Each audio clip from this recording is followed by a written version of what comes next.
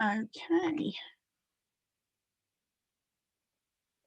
The wonders of technology, isn't it? You never know when you're actually live streaming or not. So we are just going to go for it and get started, I think.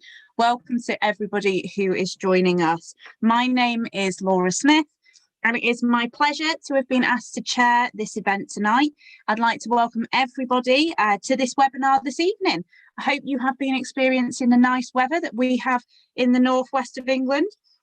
So first of all, thanks to the Trade Union Coordinating Group for hosting tonight's discussion on the right to food, and to all of those who are now streaming this event across social media. And special thanks goes to Socialist Telly, who are carrying the Twitter live stream. We have got 4 fantastic speakers this evening, and we'll aim to wrap up this call by about 8 o'clock, but hopefully there will be time for questions and answers. So if you do have any questions, make sure that you are putting those into the chat through the Q&A, and they will be sent over to me, and we will try our best to get through to them. So this event is taking part as part of the Scottish TUC Conference Fringe, and in Scotland, like so many areas of the UK, working class communities were already seeing major increases in food bank usage even before the pandemic. And we have seen that sadly during the COVID pandemic, this has just been exacerbated. We're seeing rely on food banks increasing, and we also know, unfortunately, that due to the economic climate currently, the economic climate before the pandemic, and of course the fact that we have a ruthless Tory government, that this isn't going to get better without serious changes being made. And that's what we're going to discuss this evening. Figures available from the Independent Food and Aid Network in Scotland suggest that by last July, 6 months of lockdown had already seen 108% rise in the number of emergency food parcels distributed, and that's compared to the same period last year. And this pattern is reflected across the UK. Now, I'm sure that we all agree that food banks and their volunteers do amazing work. But of course, as trade unionists and believers in solidarity, we refuse to accept a society where people are forced into poverty and made to depend on charity and handouts to get by. Food poverty is the result of deliberate political choices, and these trends, they can be reversed if the political will is there. We should help those, of course, who need us. But as I have said a million times before, politics is everything and everything is politics. And we have to collectively fight for the changes that are needed. Very pleased to be here in my capacity as part of the political team for Unite the Union. And also, I've been working alongside Ian Byrne, who is one of our panellists, in my role to make sure that Unite are supporting the push for the Right to Food campaign. I'm also a local councillor in my hometown of Crewe, and we are pushing that motion through our council, Ian, that you put forward. It will hopefully come through in July, fingers crossed. We'll see who dares to vote against it, eh? Personally, to me, this campaign means an awful lot to me. Not only have I got experience of food poverty myself, I experienced it as a child, I experienced it as an adult after a breakdown in a relationship, but as a primary school teacher in my previous existence, I saw children who were so hungry that they were rummaging through the bins, basically. And seeing the reality of how some children were living, that is what took me into politics. And on that very strange journey, somehow I managed to become the Member of Parliament for my hometowns of Crewe and Nantwich. It was brief from 2017 to 2019, but what that time showed me was how desperately needed change in policy is if we are ever going to see anything different in this country. Like I said, it is all political decisions, and we have to make sure that the people who are in Parliament are prepared to push through what is needed for us to see the change that we all know needs to happen. We have to fight this terrible injustice. It has no place in our society, And that, again, is one of the reasons that we're all coming here together. So in tonight's discussion, we will hear how the very key workers who were applauded for helping us all through the crisis, where people stood out and they clapped on a Thursday night, they are actually amongst the people who are finding it hardest to put food on the table. It is ridiculous that the people who have gone above and beyond are on pitiful wages, precarious work, and having to experience that additional stress. We're also going to hear from trade unions like my own trade union, Unite, and the Bakers Union, who have been working with community groups, academics and political campaigners like Elaine Smith, who is also on the call, and Ian Byrne, to get the right to food enshrined in legislation at both Holyrood and Westminster levels. So firstly, we're going to hear from Sarah, who is the General Secretary of the Bakers, Food and Allied Workers Union, who will report on the results of the survey into the experiences of their members working in the food sector. Sarah, I'll pass over to you. Thanks, Laura, and thank you to the Trade Union Coordinating Group for the opportunity to speak tonight about our Right to Food report at this incredibly important fringe meeting. The Bakers Food and Allied Workers Union is the largest independent trade union to solely represent food workers throughout the food industry across the UK. Those workers who have been the forgotten key workers of the pandemic, working hard in the background to keep the nation fed. We are incredibly proud to be in full support of the work Ian has been doing to highlight the need to enshrine the right to food into UK legislation, and also Elaine's work in Scotland, and I'm sure they'll speak more on those later. And as our members are the ones who feed the nation, it was only right that we speak to them about the situation they face and be their voice in this process to make sure they are heard, and to make sure that the wider public understand that whilst they may assume that workers in the food industry are protected from the difficulty in accessing affordable, healthy food, the reality is, whilst our members and food industry workers work day and night to ensure there is enough food produced for everyone else, they themselves can often struggle to access the food they need.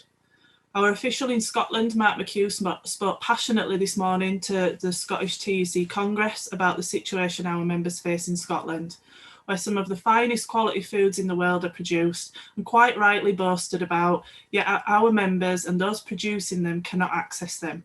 He gave the example of the finest Scottish beef or seafood not being included in meals at our members' households, and that picture can be replicated throughout the UK.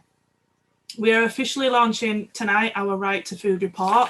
Please excuse my home printed grayscale version, based on a survey of our members and the wider workforce in the food industry. And our members have told us that it feels to many of them that at best they may receive some platitudes and warm words of appreciation as key workers through the pandemic, but these same people are often too poor to properly feed their families. And that is so wrong in 2021, in the sixth richest country in the world.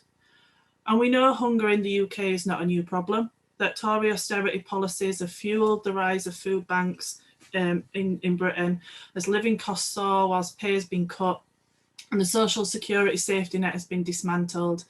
The last 12 months dealing with the pandemic, what it has done is brought into the public domain the hidden daily struggles of many, many people. And although we know the true scale of the issue is not definitively known, we do know that it is rising at an alarming rate, and more working people are reliant on food charities to feed themselves and their families. And this is why we need to enshrine the right to food into legislation. To make decent, nutritious food truly accessible, we need to make it affordable, healthy, safe to eat, and fairly produced by well-paid, unionised, protected staff throughout the food industry. Because some of the findings of our survey, quite frankly, are shocking. 40% of respondents have eaten less than they thought they should during the pandemic due to a lack of money. 19% told us that there had been a time during the pandemic where their household actually ran out of food due to a lack of money. Over 35% said they had gone without enough food to make sure others in their house could be fed properly. And 1 in 5 relied on food from a friend or a relative to provide meals. And even more reported that they were concerned about running out of food. These are the people who have worked throughout the pandemic, feeding the nation, Yet our survey suggests that food insecurity is a significant issue for workers in our industry. Worrying about being able to feed yourself and your family should not be something anyone has to go through, let alone through a global pandemic. Whereas been more than enough to worry about, including the COVID risks to individuals and their families when having to work throughout, the uncertainty of work and wages because of the impact of the pandemic, the wider impact of lockdown measures, and also mental health concerns. The report's findings are based on experiences in the most part from staff who have not been working from home for the past year. They are from workers who are going out every day to ensure shelves can be stocked and fridges can be filled. Workers who feel, and I quote, that the pay is terrible everywhere in these roles, but to be honest, it's not enough to cover bills and food. It's just not good enough. I'm frightened for my job security, and it's hard to juggle work and homeschooling. It's taken its toll on me mentally.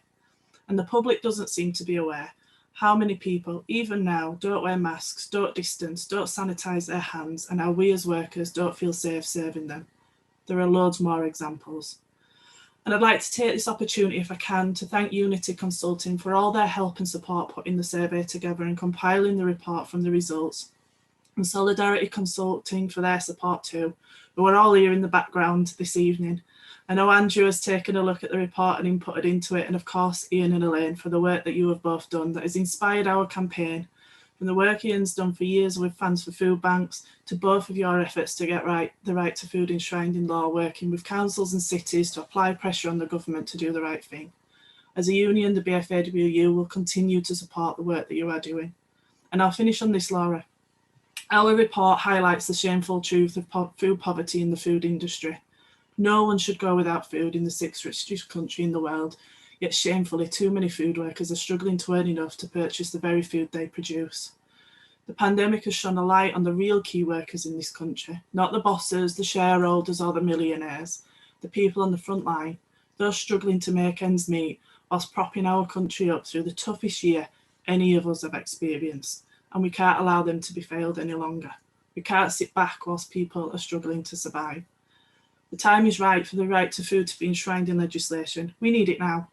For decent, nutritious food to be truly accessible, truly affordable, healthy, safe to eat, and fairly produced by well-paid, unionised, protected staff throughout the food industry.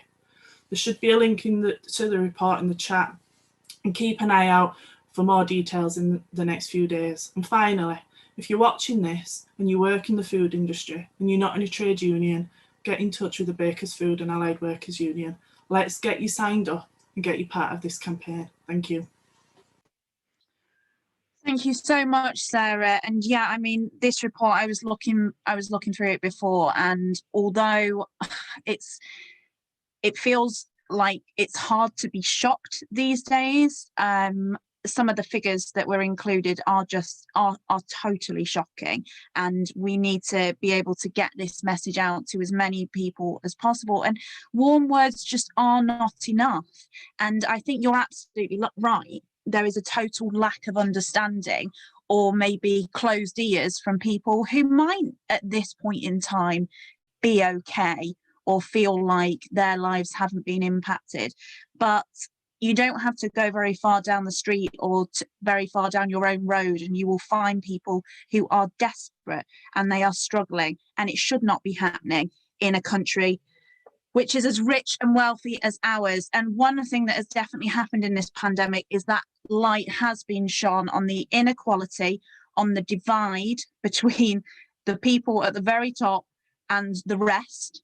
And I think the other thing that it's shown is that that rug can be pulled from under your feet pretty quickly. And we have to have a better safety net. It is not enough. We have to have higher wages. And like Sarah said, if you are not in a trade union, join a trade union. Often people don't seem to understand or recognise the value in it. It's the union is you. You are the union. It is you who will be fighting and working to change things. And that is the way that most things have changed in the history of this country. Andrew, Dr. Andrew Williams, I'm going to come over to you next, if that's okay. And Andrew is a lecturer in human geography at the University of Cardiff, where his research interests centre on the relationships between welfare, ethics, care, religion and neoliberalism. Have I got all of those things in? Yeah, That I had to, it's a lot less fancy than that. was that right? I'm going to hand over to you now, Andrew, and then if people can keep putting their questions, we've got some coming in. Keep putting them forward. We will get a chance to answer those. Over to you, Andrew. And so I wanted to briefly give kind of a scale of food insecurity and poverty within the food industry. So this it's not a paradox. It's part of capitalism that the people producing food are going hungry in the UK. I will end on some hope, but before we get there, it's good to kind of have a broader picture of what's going on. So the latest stats available about poverty amongst UK farmers is that 1 in 4 farmers are living below the poverty line. Poverty, particularly amongst migrant workers in food processing and picking, is very common. And in January, the Living Wage Foundation published research that 45% of supermarket workers are earning less than the living wage of £9.50 outside of London. And I think it's easy to point the finger, but all of us are perpetrators as well as victims of a corporatized cheap food culture and industry, an industry which relies on outsourcing risk and precarity onto food producers and food workers. But yet we continue to shop in these supermarkets because that's what we can afford. That's the kind of the double bind which we live in. And through the course of the research which we've done in Devon and Cornwall, we've spoken to farmers which have kind of gone without. They've had to plough in 48 acres of cauliflowers, which is 300,000 cauliflowers. It's a lost contract because the buyer said they're too big. They won't fit the shipping containers. We can't sell them in the supermarket. So I think there is a lot of hidden poverty within rural communities, particularly the farming community, because of supermarket exclusive buying agreements. And in the same place in Cornwall, we interviewed a food bank which said 40% of their kind of regular users are actually working. They're working on 0-hour flexible contracts, including Tesco's. And I just wanted to briefly touch upon this vicious circle that supermarkets get a lot of money through food bank donations, but they also get a lot of good PR from donating food and finances to organisations such as the Trussell Trust, but yet its own workers are experiencing hunger. And according to Citizens UK 2015, Tesco declared a pre-tax profit of £2.1 billion in that tax year, but yet received taxpayer subsidies to top up low-paid staff wages of £364 million. And when we do kind of a history of how much money Tesco has given the Trussell Trust Food Bank network, between 2012 to 2019, Tesco has given over £6 million. Since March 2020, so since COVID, we've seen a really entrenchment of food charity and corporate food charity. So Asda, Tesco, Sainsbury's, Morrisons and Co-op have given £38.5 million to FareShare and the Trussell Trust. So looking on the horizon, we're facing, we've got a real battle on our hands in terms of Brexit and post-pandemic Conservative government. I think what we'll be seeing is the threat of greater labour deregulation, as well as austerity 3.0. So the further downgrading of the resources available to local authorities. And the right to food legislation is vital now in order to anticipate the struggle which we'll be facing in the next 4 years. It will act as a formal safeguard against any new legislation that will push people into poverty. But we also need to think about the right to food not as a statist thing. We can't just hope that the state will fix this. I think we need to think about the right to food on different scales, at the local authority level, but also within civil society as well. So for me, when we think about the the ability of national and international courts to uphold human rights over the last 10 years in the UK, they have been able to enforce lots of human rights. A lot of these kind of disability rights, human rights have been regularly, systematically violated by welfare reform. So if the government cannot be guaranteed to guarantee justice, what do we do? I think we still need to campaign for the right to food, because that is a key tool in our kind of armory to ensure that we eradicate poverty and food insecurity. But what can we do in the meantime, before we have a government which will recognise injustices and actually do something meaningful?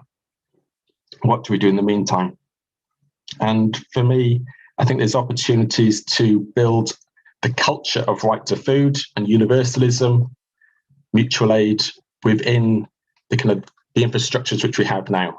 So transitioning from food banks into food cooperatives, thinking through solidarity purchasing groups where we have buying agreements with local food producers, thinking through cash first approaches where we think about income maximisation, of diverting people away from food banks and giving cash payments instead of a food bank referral.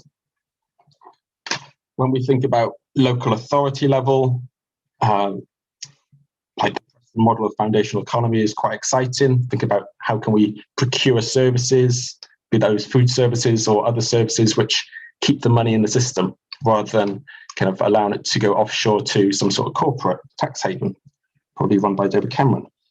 And then lastly, I think the right to food, we need to get out of this kind of zero-sum game of the state will fix this.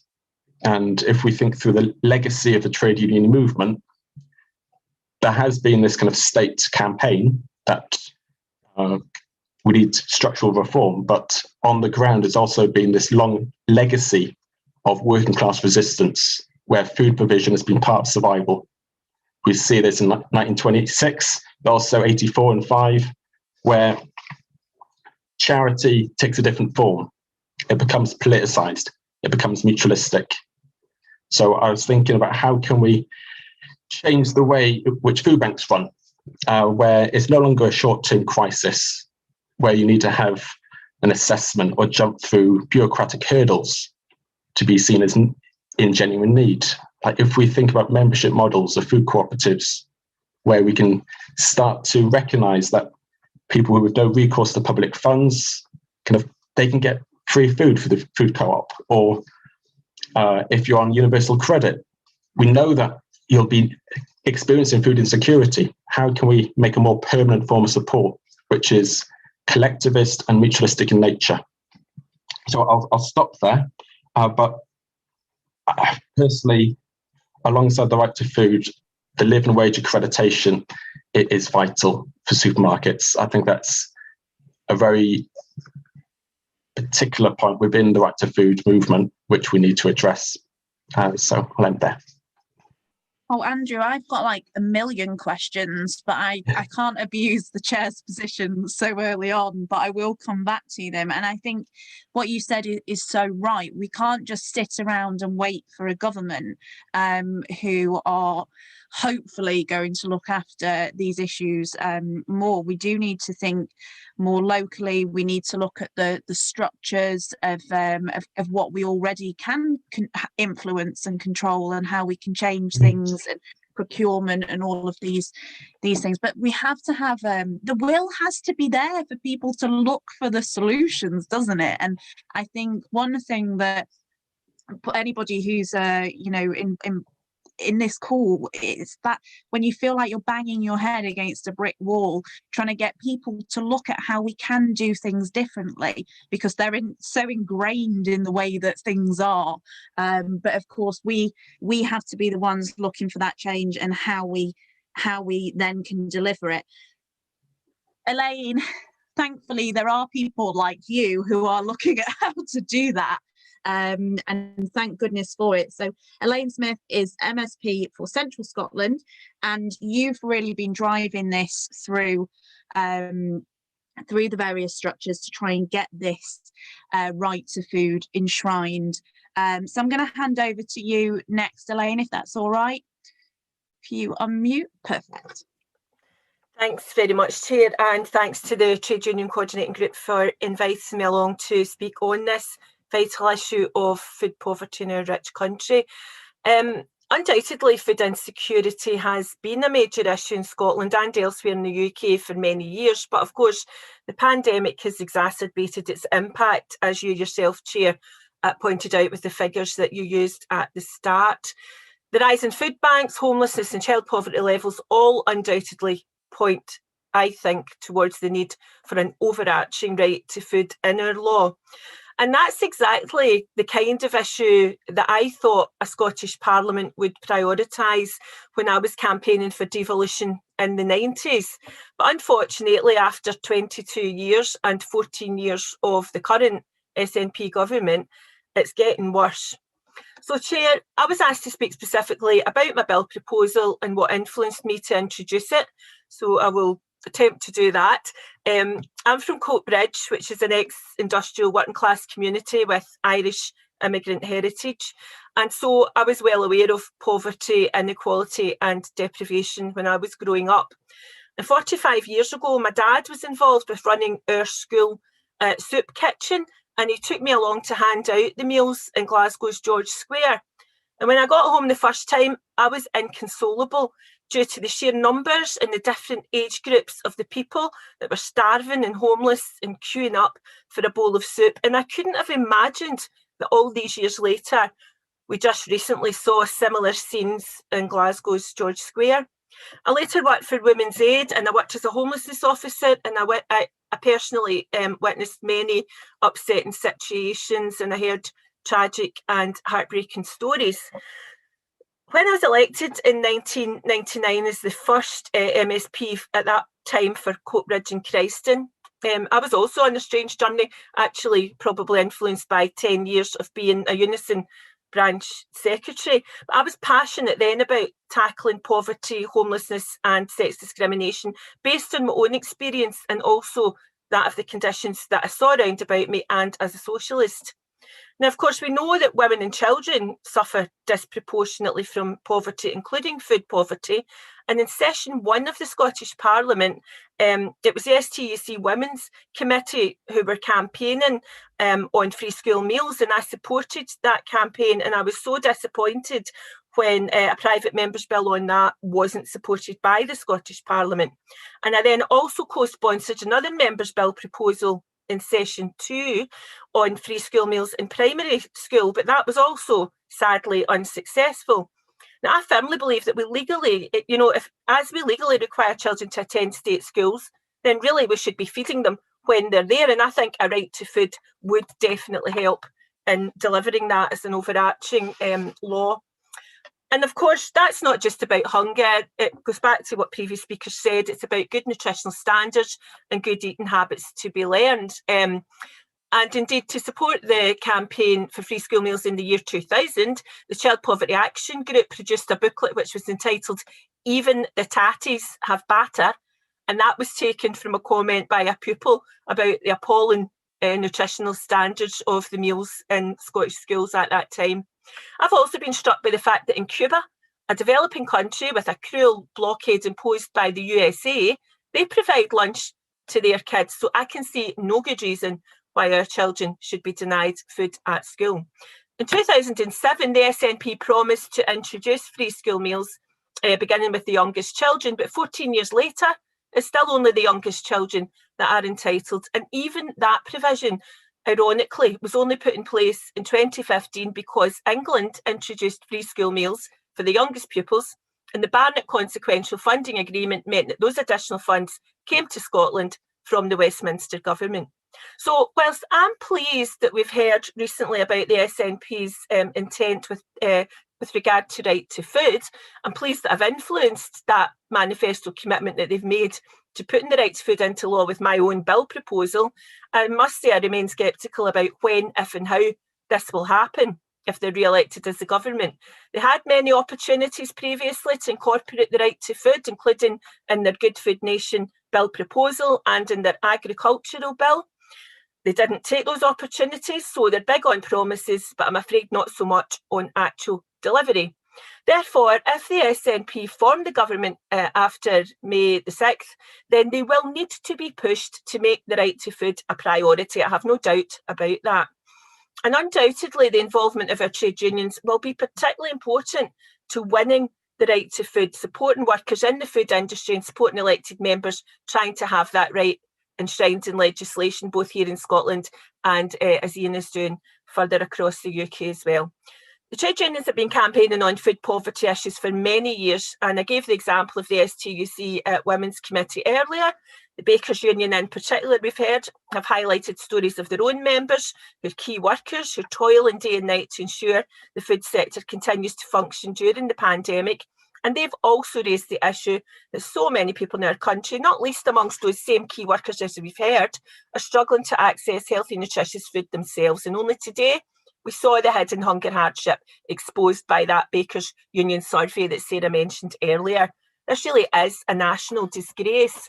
The fact that so many of the workers who play a role in the process of getting us the food that we need, from farm and factory workers to shop workers, find themselves working in poor conditions, working for low wages, to the point of not being able to access adequate food themselves, really is a stark demonstration of the shameful way so many are failed by our system at present. And of course, food insecurity, increasing food bank usage and child poverty rising in the last decade are also reasons to look, I think, at enshrining the right to food in legislation. So I have to say, Chair, it's a big regret that I wasn't able to see my bill proposal through to be in the law. It takes a lot of time and effort to get a private member's bill onto the statute books. I know this because I managed to get another food-related bill into law. The Breastfeeding Etc. Scotland Act 2005 was my own private member's bill. The public consultation we had on the proposed Right to Food Scotland bill concluded in September last year, and over 90% of respondents backed enshrining the right to food into law. And I was also pleased that my own union, Unite, and also Unison, both responded positively to that consultation. I think today we saw as well the overwhelming support of the STUC Congress delegates for Composite C on the impact of COVID on poverty and inequality, and that included food as a fundamental human right. And that gives a strong platform for us to build after the 6th of May. So my colleague Rhoda Grant, MSP, if re-elected, has committed to taking the bill forward, and it's ready to go because we got enough cross-party MSPs to sign it and allow it to be lodged. But we will need the continued support of the trade unions and other campaigning bodies like Nourish Scotland, like churches, like civic society. But I believe with that support, it could and it should be enshrined quickly in our law here in Scotland. So just to conclude, Scottish Parliament was created with high hopes that it would be a People's Parliament, acting to ensure that the injustices of the Tory Thatcher years would not happen here again. But food poverty is one such injustice, and I think it's just shocking that in a rich country, many people, including children, are going hungry, depending on food banks and soup kitchens, worried about food insecurity, unable to access food, and suffering from malnutrition. The right policies and priorities and more ambition would allow us to eradicate food poverty and enshrine a right to food in the law, and we should get on and do that now. Thank you. Thank you so much, and I feel your frustration. How you try and you push things forward, and unfortunately, our parliaments are filled with people who aren't in it for the right reasons, and so they're just not that bothered when it comes to it, apart from getting elected in their own self-interest in actually changing things. And this is where we have a whole other issue regarding who we actually have representing us in politics, and the people that we want to represent us, and that they are representing the interests of our communities, because things aren't getting better, they are getting much, much worse, and we can't just continue to stand by and watch as people who are elected to represent us are doing that, or doing very little. It's not good enough. Somebody who's not doing that, though, is my wonderful friend Ian Byrne, who we knew each other before, Ian, but we'd never got to go into Parliament together because as you came in, I got kicked out, which was a crying shame. I would have loved to have been supporting you on the benches in Westminster. But what a fantastic job you are doing at promoting this, pushing it forward, making sure that it's on the agenda. And I know full well that you won't stop until something changes. As was mentioned before, it isn't just with regards to your role as MP. You've been involved in the fans supporting food banks, had a huge impact there. I'm going to pass it over to you, Ian, to talk a little bit more about that. But I think for everybody who is listening and tuning in, Ian, Elaine, these are people who we want to be representing us. We need more, much more of this, much less of the stuff that seems to get so much coverage. We need to hear more of this and less of that self-indulgent chatter that we hear from Westminster, certainly. Over to you, Ian. Well, thanks, Laura, for them kind words, and huge regrets that you're not on the benches with me, yourself and Laura Pidcock. So hopefully that will change in the future if you decide that's what you want. But first, greetings. Wonderful to be here tonight, and thanks to the Trade Union Coordinating Group for holding this event and highlighting the need for the right to food. Thanks to all the panelists. Been brilliant listening to you contributions tonight. Elaine, what the work she's doing in Parliament. Sarah, who's the support we've had from the bakers, has been utterly magnificent, and lovely to listen to Andrew as well. Some fantastic points. I'm sure I'd like to chat with him in the future about some of the points he raised, and also you, Laura, because Unite, along with the bakers, have been absolutely magnificent for the solidarity and the push behind the right to food, because it's been hugely instrumental in seeing what we've seen over the last 9 months now with the campaign. And I think it's already been touched on, but it's 2021. We're the 6th richest country in the world, and we've got more food banks than McDonald's. We've got 4.5 million children in poverty, 10 million people in total in food poverty as it stands now. So the time for stick and plasters truly is over, and that's what we feel the right to food is. It's a systemic change. It's what's required. It's what's needed. It's what Elaine's doing in Scotland. It's what we're pushing down in Westminster. And I could speak for hours about transport and food banks, the right to food. We could speak, but I've got 8 minutes, so I'm just going to touch on the campaign in Westminster and how you can get involved, and hopefully how we can push it out into Scotland. And just before I start, what we've seen over the last 48 hours, if it doesn't inspire people to get off and do something and change what they feel is an injustice. On Sunday, 15 of the greediest clubs in the world decided to go and take themselves away and try and set something up, which would have been devastating for the football, the whole football pyramid throughout Europe. And it looks like tonight that it's absolutely capitulated. It looks like clubs are dropping like flies, pulling out at a rate of knots, and that's come from pressure. That hasn't become on Sunday. They were certain that this was the way forward and they'd be able to get this through. It looks like with the pressure, political pressure, Prime Minister had to react today because of what was actually happening. I stood up in Parliament and talked about it yesterday. This has come from the grassroots outrage. The people have rose up and said, no, it's not going to happen. And it looks like it's not going to happen. This is a wonderful example of what we're going to speak about now. And as Laura said before, it's about demanding systemic change. 48 hours, that's just happened over the football. Well, let's do exactly the same with the right to food. There's 2 strands to it.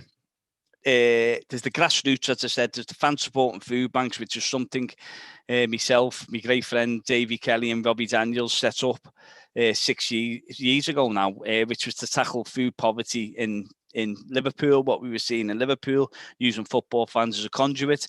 It's then spread throughout the country. We've been working with like-minded individuals from Newcastle to Brighton, and we built up a national food network who help out in their communities, but also always with the focus of achieving systemic change. In 2019, as Laura said, I was elected to Parliament, and then the idea was to keep the right to food in the fantastic manifesto that both myself and Laura stood on, and that had the right to food within the manifesto. It was to keep it in the manifesto. That was the aim.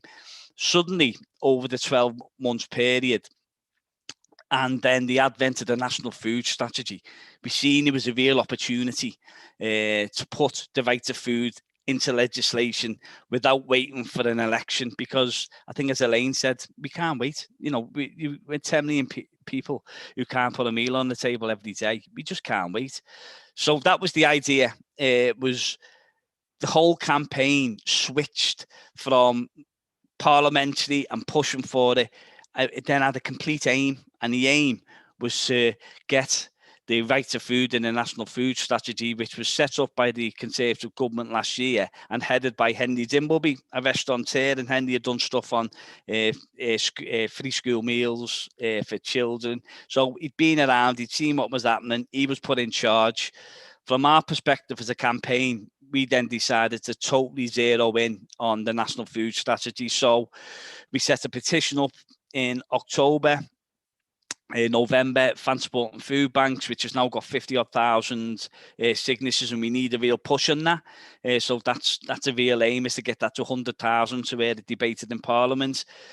Then we created a toolkit, and the idea was to drive it through cities, towns, with the simple aim, and I think that's why it gained so much traction, was the motion that was put through councils, as Laura alluded to before, it's going through Crewe. It's asking Henry Dimbleby to put the right to food into the National Food Strategy, and that's the aim. So that's that's gone now from Newcastle to Liverpool City region, Manchester combined authorities, which included the Tory Council, Brighton, Portsmouth, Newcastle, and the only reason it stopped, because it was gaining so much momentum in March, was Perda for the local elections. Now, that will then continue, as Laura said, and I think July, that's going to be put through Crewe. There's many other activists across the country that are waiting to put that through their councils and declare their areas the right to food.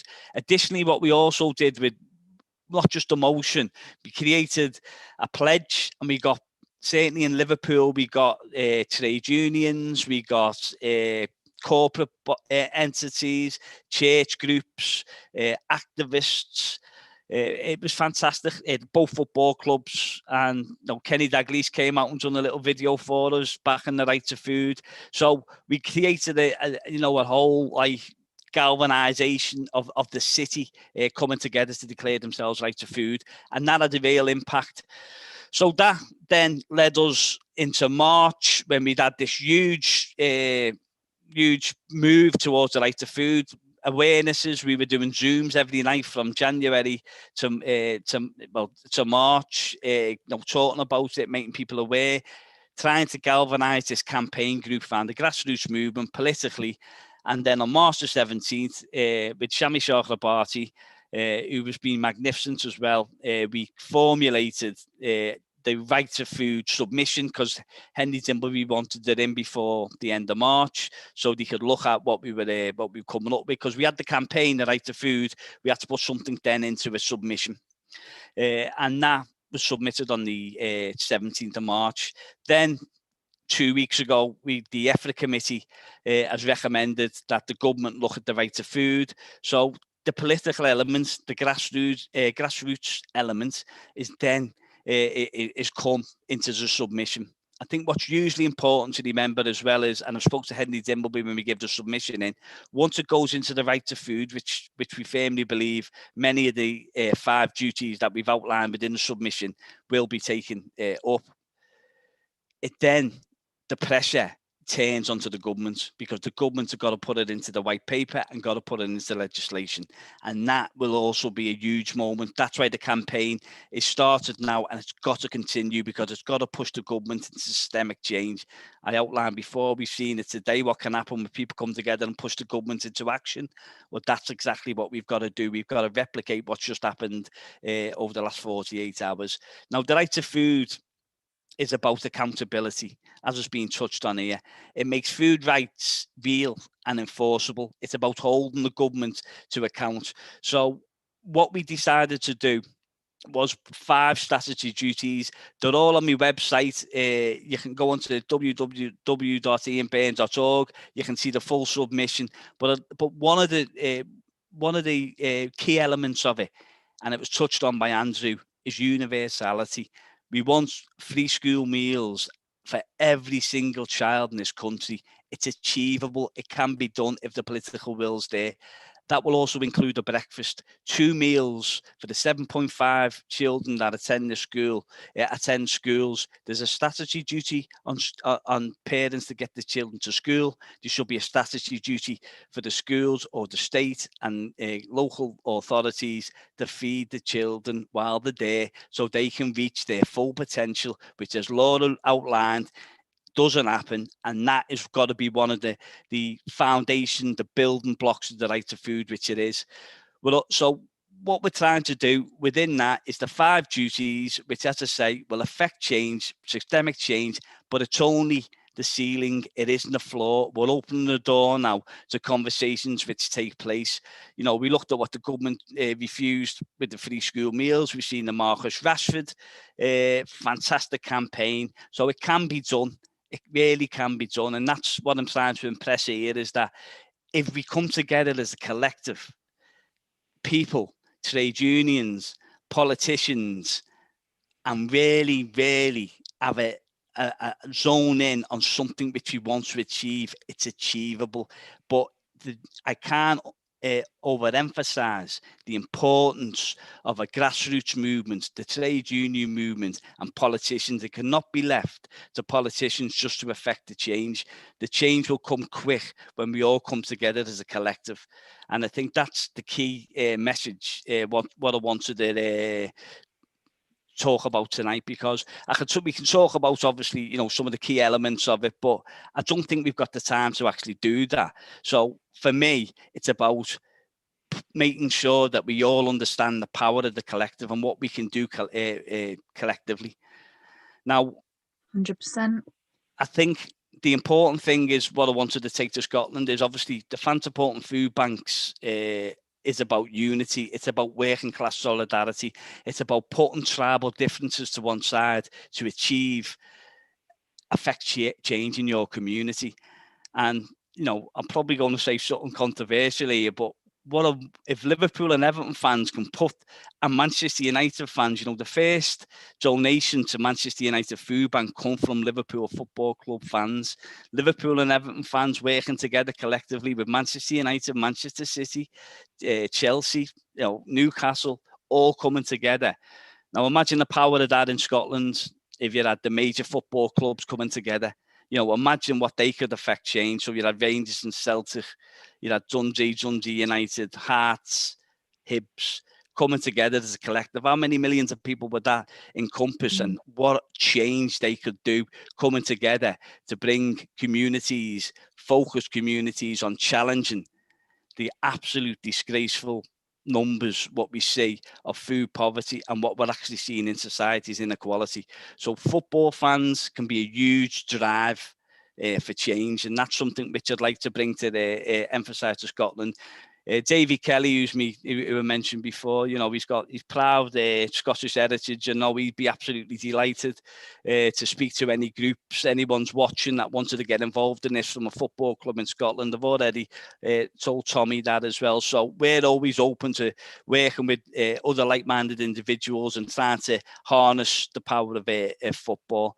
So to get involved in the Right to Food campaign, sign a petition, which is on my website. Again, you can learn more about the campaign on the website. You can go to Unite, you can go to the Bakers Union. You know, there's lots of avenues to get involved in the campaign. If you're a councillor, there's a toolkit to drive the motion through your region.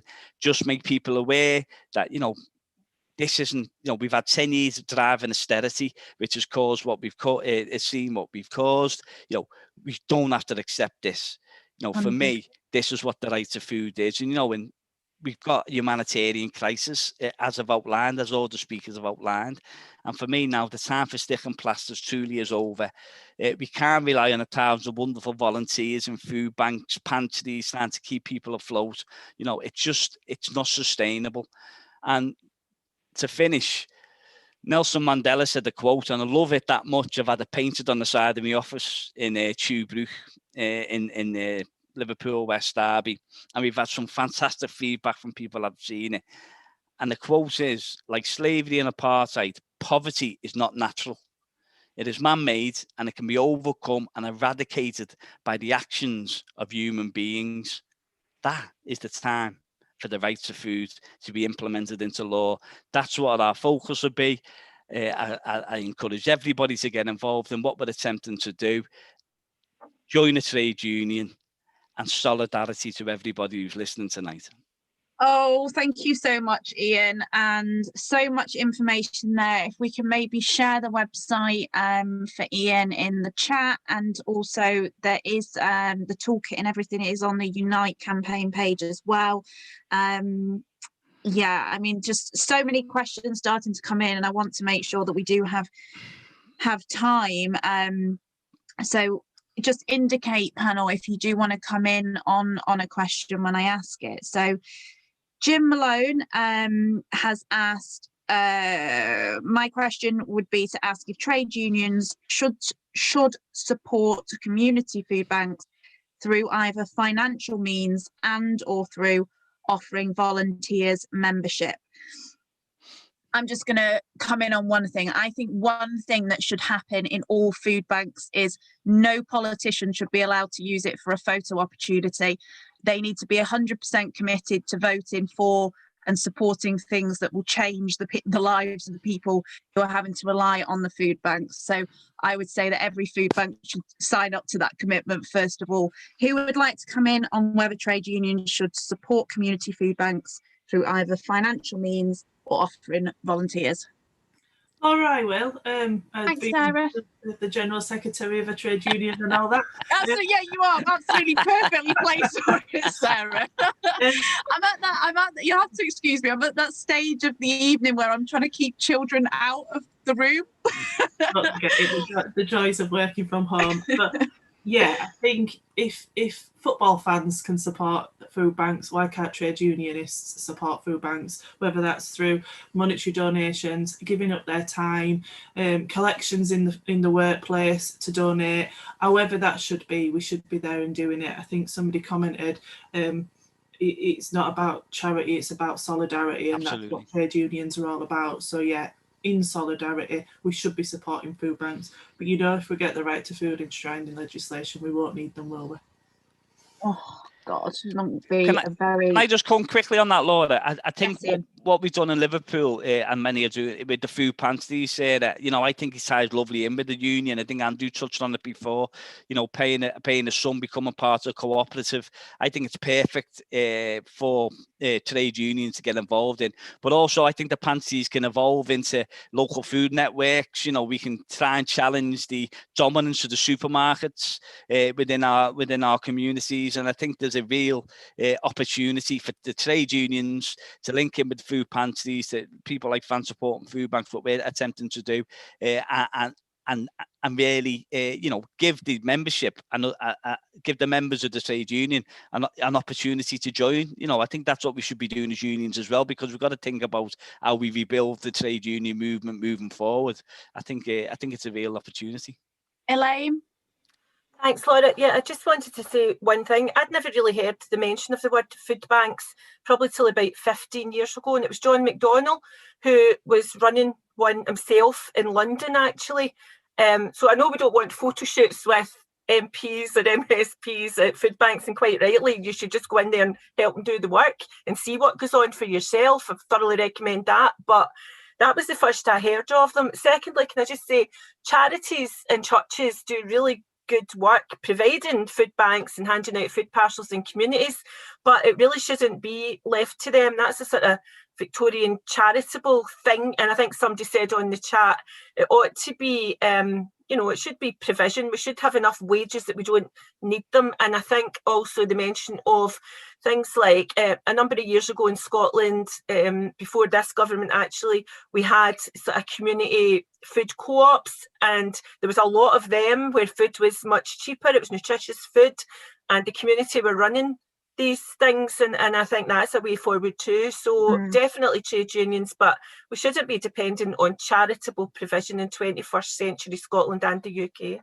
Yeah, absolutely. And yeah, I mean, definitely there are people who do incredible work at trade unions up and down, trade unions at food banks up and down the country. I think it's just when you see people who, you know, Tory MPs who vote against this, Tory government members go in and smiling as they are stood by a food bank, when, you know, it just drives you crazy, doesn't it?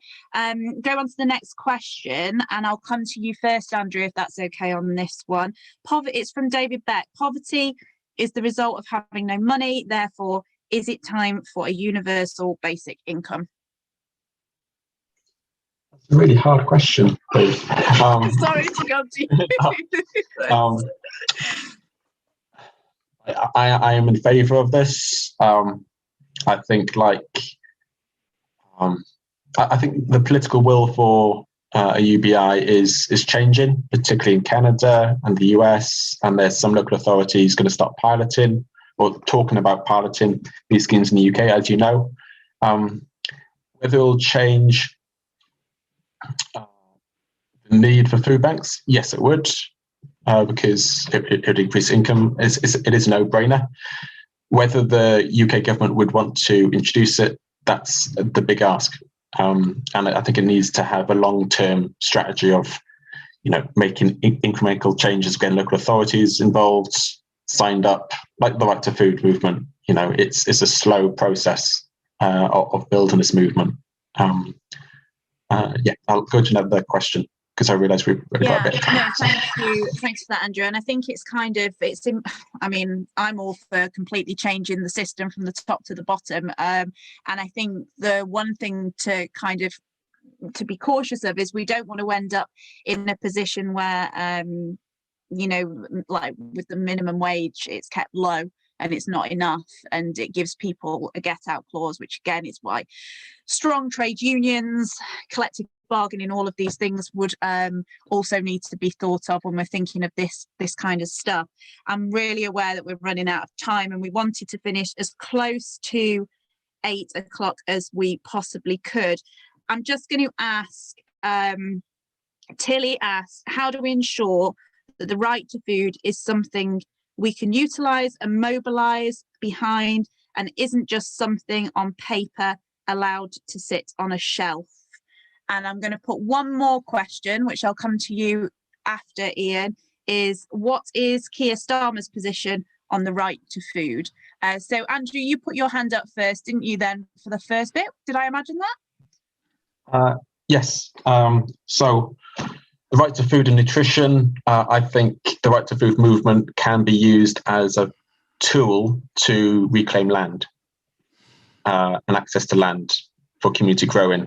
So as a campaign tool against the big landowners in the country, be those local authorities, businesses, churches, I think it could provide a path to feed into these more localized food cooperatives and local food systems. And I'll pass over to Ian because of time. Thanks, Andrew. I spoke to Luke Pollard, who's on the he's the front bench. He's the shadow minister, fully supportive. It's still in the manifesto, Laura, so it's still Labour policy. So, right. And I think the beauty of the campaign is that it transcends just like a political party. It involves the collective trade unions. We've got Tory councils who are adopting it. So it's got to be the whole of the country, much like Marcus Rashford's campaign, much like what we've just seen now with regards, forcing the clubs to back down. It's got to be all encompassing, regardless of what political persuasion you are, or you've got a political persuasion. This is a moral quest what we're on here. So hopefully we'll drag all politicians of all parties with us and to affect the change that we need. Absolutely, and the importance of grassroots moving this forward is huge and can't be overstated enough. We are at the end of the evening, so I'm sorry if these things always run out quite quickly, but I'm going to come quickly to everybody in turn just to get one final ask of people who are joining us. I'll come over to you first, Sarah, and I'll just say thank you so much for coming on. representing your fantastic union. And if people haven't, then please do read the full report from the bakers. It's absolutely crucial that people read that. Over to you first, Sarah. Yeah, couple of quick things. Join a trade union, sign the petition, push for the campaign in your local area. You know, as a collective, we are the 99%. We are powerful when we come together. We just need to believe it and trust it and work together and make things happen. 100%. Thanks, Sarah. Elaine? Thanks, Laura. Yeah, right to food's not going to be a magic wand, but it will, if it's in legislation, be enabling. It will allow lots of arguments to be made for the right policies, the right ambition, the right law, the right delivery. So that is why I think people should come together behind it in solidarity, but it will definitely take much more than just the politicians. They're pushing it through parliaments, but they need the support and solidarity of the trade union movement and civic groups. Thanks. Thank you. And yeah, if you can like push for the Scottish football teams to start something like the fans supporting food banks, that would be great. My Scottish heritage is all my family's from Shotts, so I know it's a bit of a challenge, but I am sure it's achievable. Andrew, over to you. I don't want to repeat myself too much. Yeah, I think it's working across different boundaries. I think as a movement, it can be quite prickly between different factions, and I think the value of the trade union movement will be politicising what has been a debate which has been particular parameters. So start talking about housing precarity and kind of the inequalities within the labour market. So the issues of food insecurity and poverty is not going to be fixed through kind of a tweak to the welfare system. You know, these are systemic issues which trade union movement needs to kind of mobilise and push organisations like the Trussell Trust to be slightly more radical. Yeah, brilliant. Thanks, Andrew. And final word, Ian. Thanks, Laura. Yeah, thanks for tonight's been excellent, and thanks for everybody on the call. It's been really good. And for me, the message is simple: get involved with the trade union, get involved with your local network. Get up, get off your seats. Don't accept what's happening. We're at a tipping point in society, and I think we've got a real opportunity. What Elaine's doing, what the Right to Food campaign are doing in this country, there's a real opportunity now to affect positive change. And instead of always, for the last 10 years, we've had things done to us. We've had, we've had austerity. Well, let's rise up, fight back, and let's demand systemic change, because this isn't right what's happening in our countries, and it needs to change. And the only way that it changes is we affect the change. So get involved in the campaign. Thank you, everybody, and thank you to all of those who have joined us this evening. Thank you to the hosts and the organisers for making this event happen. We hope that you have enjoyed it, and I think it is key. The key message is keep showing solidarity to people, of course, but let's keep fighting for that change that is desperately needed. Thank you. Good night. Enjoy the rest of your evening and take care.